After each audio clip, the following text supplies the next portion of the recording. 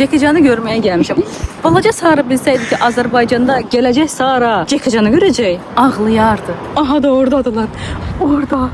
Palçıqıymış buralar. Neçə saatdə axtarırıq. Oran gedirik, buran gedirik. Kapazıyam səni.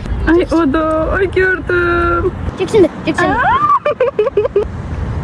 İçeri keçmişik. Dedilər buradan görünür. Bu uşaqlar topa düşürlər dalınca.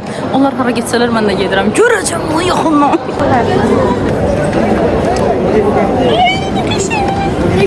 Hello. Bu şekil çekti. Baxım hadi göstər.